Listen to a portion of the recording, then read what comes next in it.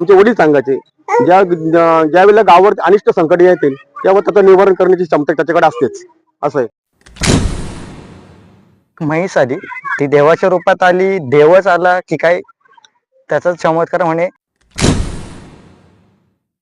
वेताळ म्हणजे आपल्या परिसरात आपल्या साजुलीपासून तर इकडे काळ्या परळ अर्जुनी या गावाला म्हणजे वेताळाची फेरी व्हायची घोड्यावर.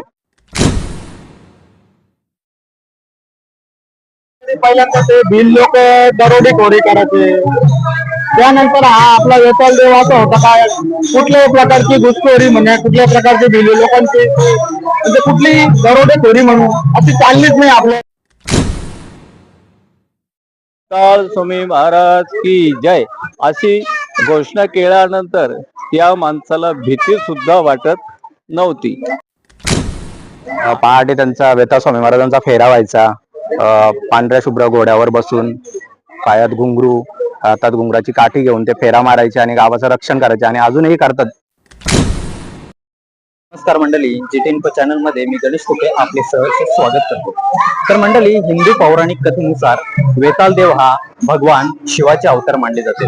तसेच वेताळ देव स्वामी हा भूतांचा राजा, प्रेतांचा राजा सुद्धा या देवाला संबोधिले जाते. तसेच मंडळी, अनेक ठिकाणी या देवाला आग्या वेताळ, प्रलय वेताळ आणि ज्वाला वेताळ सुद्धा या वेताळ देवाला म्हटले जाते. अशाच मंडळी, आपण जर बघितलं तर वेताळ देवाची मूर्ती ही पाषाणामध्ये काही मंदिरात उभ्या स्वरूपाची आपल्याला पाहायला मिळते. तसेच अनेक ठिकाणी लाकडाची सुद्धा वेताळ मूर्ती आपल्याला पाहायला मिळते. तसेच मंडळी, आज आपण आलो आहोत शहापूर तालुक्यातील सरळंबाई गावी. या गावी सुद्धा अगदी पुरातन असे सनदप्राप्त या गावामध्ये पुरातन वेताळ देवाचे मंदिर आहे. या मंदिराबाबत, या वेताळ देवाबद्दल अशी एक वेगळीच कहाणी नागरिक आज आपल्याला सांगणार आहे. तर बरं, वेताळ देव हा खरं तर सरळंबाई गाव हा सनदप्राप्त गाव मानला जातो आणि वेताळ देवाचे आपल्या पाठीमागे आपण पाहू शकता की वेताळ देवाचे अगदी पुरातन मंदिर या सरळंबाई गावाला लाभलेलं आहे. या संदर्भात आपण काय सांगू शकाल? नक्की या वेताळ देवाचा इतिहास काय आहे? वेताळ देवाचा विषय तर असं मानला जातो, लोक सांगतात, लोक आमचे वडील सांगायचे ज्या वेळेला गावावर अनिष्ट संकट येतील तेव्हा त्याचं निवारण करण्याची क्षमता त्याच्याकडे असतेच असं आहे. आणि वडील सांगायचे, आजोबा पंजोबा सांगायचे आम्हाला पण त्यावेळेला का ज्या वेळेला भाऊ भाकरी नावाचा दरोडेखोर गावामध्ये जेव्हा दरोडा टाकायला आला त्यावेळेला काय ते घरात त्यांनी लुटले त्याची, पण त्यांना जाण्यासाठी त्याला पर्याय रस्ता दिला नाही. त्याला अंध म्हणून असं केलं माऊलीने केलं या. आणि काय झालं तेव्हा जेव्हा फिरत बसलं तर रस्ताच भेटत नाही. शेवटी त्याला काय कळलं काहीतरी या गावाचं काहीतरी एक दैवत आहे असं समजले त्याला. आणि त्यांनी शेवटी बघितलं आणि मी तशी आला आणि वेताळ देवाला त्यांनी शरणागती पत्करली आणि तिथे धन होते ठेवून दिले. आणि तो शेवटी मग देवाने काय केलं, धन ठेवलं बरं त्याला दृष्टी देऊन त्यांनी दृष्टी दिली आणि त्याला असं जाऊन गेलं त्याला. तसं सांगायचं म्हटलं म्हणजेच कहाणीनुसार की वेताळ देव हा खरोखरच या सरळंबाई गावाचा स्वामी आहे, रक्षक करता आहे. कारण एक जागरूक देवस्थान म्हणून या वेताळ देवाकडे पाहिलं जातं. तर मंडळी, सरळंबाई गावातील काही तरुण वर्ग सुद्धा आहे. तर तरुण वर्गाला आपण विचारू की नक्की या सरळंबाई गावाच्या वेताळ मंदिराचा नक्की या संदर्भात आपण काय सांगू शकाल? तसेच गणेश, तू सांगितल्याप्रमाणे की वेताळ ह्या देवाची मूर्ती एका लाकडाची असते, पाषाणाची असते. तर आता तू जे बघतोय जी मूर्ती, ते एक पाषाणाची उभ्या स्वरूपात आहे. ठीक आहे.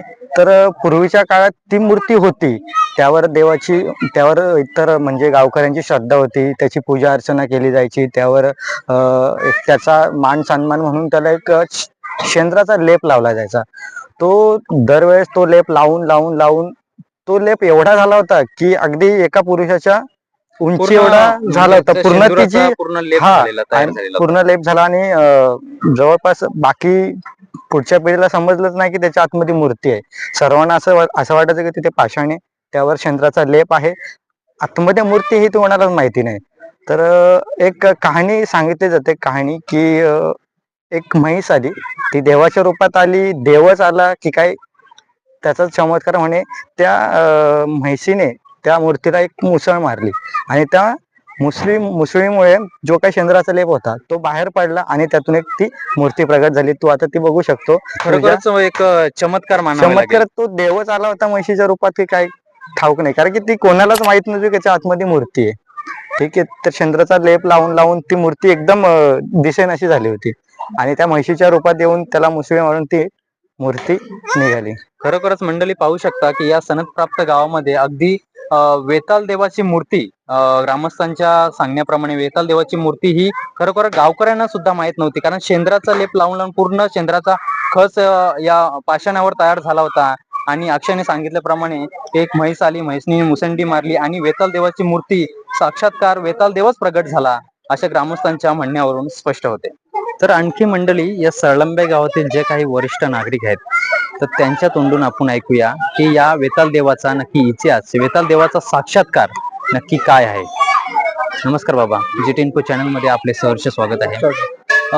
वेताळ देव म्हटला म्हणजेच गावाचा रक्षकदाता, ग्रामदैवत किंवा वेताळ देव म्हटलं म्हणजेच या सरळंबे गावाचा स्वामी सुद्धा या वेताळ देवाला संबोधले झाले. त्याबद्दल आपण काय सांगू शकाल? आता वेताळ म्हणजे आपल्या परिसरात, आपल्या साजुली पासून तर इकडे काळ्या पर अर्जुनी या गावाला म्हणजे वेताळाची फेरी व्हायची घोड्यावर फेरी व्हायची. तो पायाला घुंगरू बांधून असा लोक बोलायचे रात्रीची वेताळाची फेरी येते आपल्या परिसरात ना. या परिसरातून सगळे म्हणजे प्रत्येक गावाचा नारळ आगोटची इतर टायमाला व्हायचा, पण आगोटची आवून दिला जात. शेताला जायच्या आधी पहिले वेताळाचा नारळ भरे घराच्या बाहेर निघून आपल्या अर्ध्या रस्त्याला येऊन नारळ पोहराचा, तेव्हा शेतात जात होते. इतकी जागृती देवस्थान होतं. म्हणजेच जे काही शेतकरी वर्ग आहे या ग्रामदैवताची पूजा करूनच आपल्या शेतीच्या कामाला सुरुवात करायची, सुरुवात करायची. असं नाही, इथं आपलं राम इथे माधुबा होते, माधुबा हे पैलवान सगळे तयार करायचं. माधुबा नाही इथं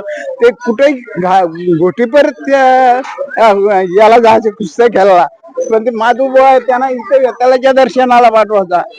तिथं आधी त्याच तो गुरु सगळ्यांचा पैलवानाचा. आपल्या सरळंब्यातले जेवढे परिसरातले पैलवान होते ते इथं माधोबाचे शिष्य न, तो मग इथं येऊन दर्शन घेऊन मग ते कुठेही घोटीला म्हणा जिथं कुस्त्या असतील तिथं जायचे. असं जागृत देवस्थान होता. वेताळाचं नाव घेतलं का पैलवान कडे दुसरा जा.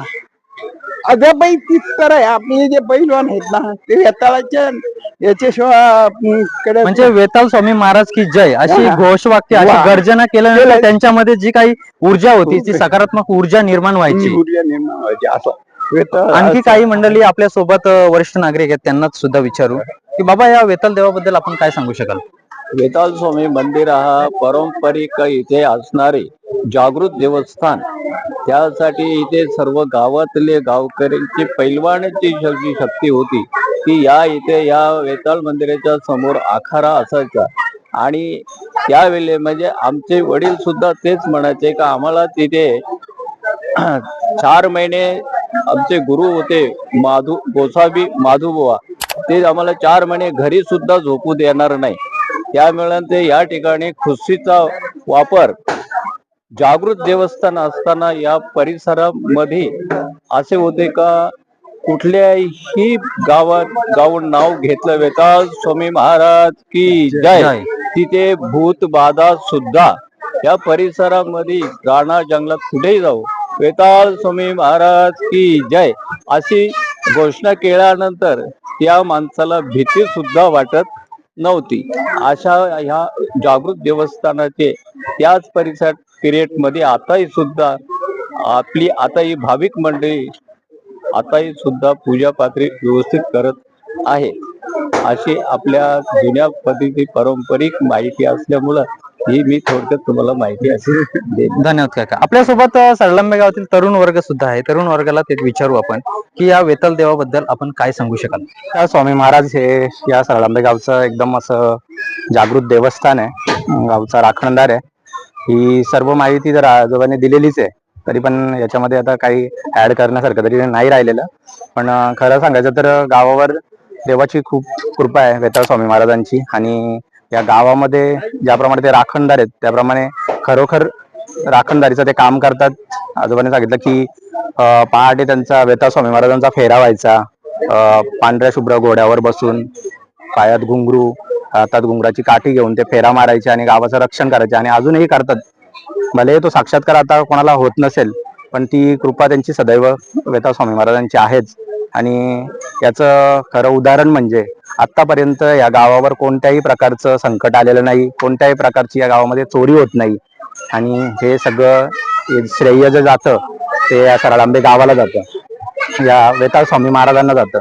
कारण वेताळ स्वामी महाराजांची ही कृपादृष्टी या गावावर आहे आणि म्हणूनच या गावामध्ये या वेताळाचा उत्सव एवढ्या मोठ्या प्रमाणात साजरा होतो. पूर्ण गावामध्ये पालखी निघते, त्यानंतर हरिपाठ, भजन, कीर्तन असा पूर्ण हा गाव जो आहे या भजनामध्ये रंगमय होतो आणि वेताळ स्वामीच्या गजरामध्ये दुमदुमला जातो. आणि खरंच खूप आनंद होतो की आजही या ठिकाणी वरिष्ठ मंडळी आणि हे जे नवीन जे तरुण मंडळी आहे ते अजूनही गावाची संस्कृती जपत आहेत आणि खूप चांगल्या अशा प्रकारे गावामध्ये हा एक प्रकारे सण साजरा होतो. खूपच आनंद होतो या ठिकाणी. खूप पंचक्रोशीतली लोक येतात, आजूबाजूच्या गावातली लोक येतात आणि या सर्व गोष्टीचा आनंद घेतात आणि याचा एक ठिकाणी नामस्मरण होतं, वेताळ स्वामी महाराजांची पूजा होते. आणि म्हणूनच एक या ठिकाणी मी 2 शब्द बोलून संपवतो की आपण म्हणतो नाही का की हेची दान देगा देवा तुझा विसर न व्हावा, त्यामध्ये एक शब्द ऍड करतो मी, हेची दान देगा देवा या गावी पुन्हा जन्म व्हावा. धन्यवाद. खरोखरच मंडळी, तर ग्रामस्थांनी तरुण वर्गापासून डोक्या टाकल्या लोकांपर्यंत अगदी छान वेताळ स्वामीचे वर्णन केलेलं आहे. खरोखरच सरलंबे गावात एक जागृत देवस्थान म्हणून या वेताळ देवाकडे बघितलं जातं. वेताळ देव स्वामी हा या सरलंबे गावाचा रक्षणदाता आहे. वेताळ देव स्वामी हा सरलंबे गावाचा ग्रामदैवत आहे. खूप छान पद्धतीने वर्णन केले. तसेच मंडळी, या पालखी सोहळ्यामध्ये लहान बालकापासून तर तरुण वर्गापासून तर डोक्या टाकल्या लोकांपर्यंत दरवर्षीप्रमाणे हे सहभाग घेत असतात. GT info news, Ganesh Tupe, Shahapur. या पालख्या सोहळा प्रसंगी आपण ट्रॅक्टर पालक त्यांना सुद्धा या गावाची माहिती काय आहे ते सुद्धा विचारू. नमस्कार राजा, चॅनल मध्ये आपले सहर्ष स्वागत आहे. तर सरलंबे गावातला वेताळ स्वामी उत्सव मोठ्या थाटामध्ये गेली अनेक वर्ष साजरा होतो, त्या संदर्भात आपण काय सांगू शकाल? सरलंबे गावामध्ये अशी प्रथा आहे का सप्ताह असो किंवा काही असो कुठलाही कार्यक्रम हा उत्साहातच साजरा केला जातो. आणि या गावामध्ये जवळजवळ 70-80% लोक मालकरी असल्यामुळे सांप्रदायिक कार्यक्रम हे एकदम अति उत्सव साजरे केले जातात. आणि साधारण 55 उत्सव या सरलंबे गावामध्ये साजरे केले जातात. आता खरं सांगायचं म्हणजे आपला सप्ताह तर होतो, दुसरी म्हणजे आपली जत्रा, बोरवा आणि हा एक कार्यक्रम, असे अनेक कार्यक्रम होत असतात आपल्या 5-6 महिन्यामध्ये काय या कालावधीमध्ये होत राहतात. वेताळ देवाबद्दल काय साक्षात्काराच्या गोष्टी काही सांगू शकाल आपण? पूर्वीचे असं ते सांगत होते का आपल्या समजा गावामध्ये कधी पहिल्यांदा ते भिल लोक दरोडेखोरी करायचे, त्यानंतर हा आपला वेताळ देव असा होता काय कुठल्याही प्रकारची घुसखोरी म्हणा, कुठल्या प्रकारचे भिल्लू लोकांची म्हणजे कुठली दरोडेखोरी म्हणून अशी चाललीच नाही आपल्या वेताळ देवामध्ये. एकंदरीत सांगायचं म्हणलं म्हणजे गावात एकदम जागृत, एक नंबर जागृत